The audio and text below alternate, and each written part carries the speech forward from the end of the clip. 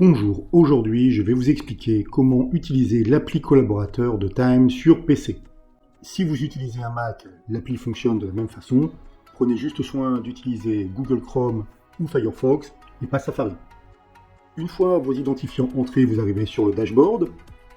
Vous verrez dans un premier temps le planning de votre semaine. Vous ne verrez que votre semaine actuelle. Nous verrons un peu plus tard comment accéder aux autres parties de votre planning.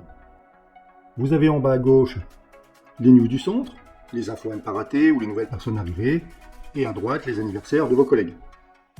Sur la gauche, il y a une série d'onglets, nous allons les parcourir. Sur l'onglet compteur, vous allez voir le décompte de vos semaines avec les heures de votre contrat, les heures que vous devez faire normalement chaque semaine, vos heures travaillées et éventuellement s'il y a un solde positif ou négatif à la fin de la semaine. Ici, vous allez retrouver vos demandes de modulation, si jamais vous avez fait plus d'heures et que vous souhaitez que l'on statue dessus. Dans l'onglet documents, je vais retrouver les documents que la direction a mis à ma disposition. J'ai ici une convocation et un contrat de travail. J'ai ici un filtre. Si je clique, je vais voir que je n'ai que 2 catégories, mais je pourrais avoir beaucoup plus de catégories et je pourrais filtrer celles qui m'intéressent uniquement. À droite, j'ai la possibilité d'afficher mes documents de 2 façons différentes. Si je clique sur ce bouton, je vais les voir alignés les uns en dessous des autres, ou ici, plus condensés. Dans l'onglet Mes absences, je vais retrouver mes demandes d'absence en attente, celles qui ont été validées. En bas, je vais pouvoir faire de nouvelles demandes, montrant la date et le type de congé. Ici, j'ai mes décomptes de CP, mon solde, les CP qui ont été pris, ceux qui sont acquis. Je vais retrouver aussi mes récup ou mes RTT. Je ne parle pas des créneaux puisque cela concerne les administrateurs. Je vais aller voir les congés. Ici, je vois les congés de l'ensemble de mes collaborateurs. Je peux choisir une autre période, par exemple le mois de juillet. Je peux ici choisir une fonction. Si je suis aide, par exemple, je veux voir les congés des autres aides. Voilà, personne n'a pris de congé, donc je peux, si je souhaite, poser les miens. Dans mon planning hebdo, je vais retrouver mon planning semaine par semaine.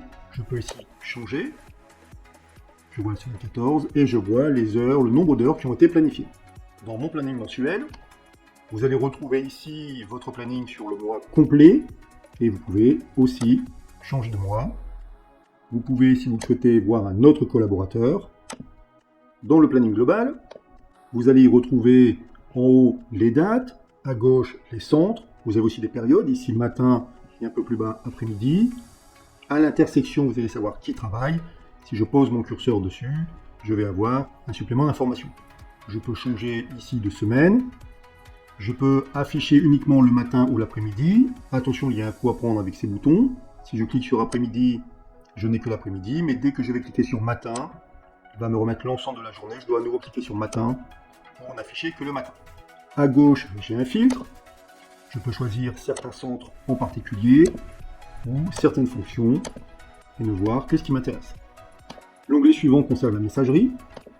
Vous avez ici certains collègues, il suffit de cliquer dessus pour entamer une conversation. Si je veux accéder à d'autres collègues, il me suffit de cliquer sur le plus et je vais voir l'ensemble des collègues avec qui je peux discuter. Cette messagerie fonctionne globalement comme WhatsApp. Vous avez aussi un trombinoscope. Dans ce trombinoscope, vous allez retrouver les photos de vos collègues. Et enfin, le dernier onglet concerne votre profil. Vous allez pouvoir y renseigner vos infos personnelles. Vous allez aussi pouvoir modifier votre mot de passe. Et si jamais vous avez oublié le PIN de votre pointeuse, vous allez le retrouver ici. Voilà, c'est tout pour aujourd'hui. Je vous dis à bientôt.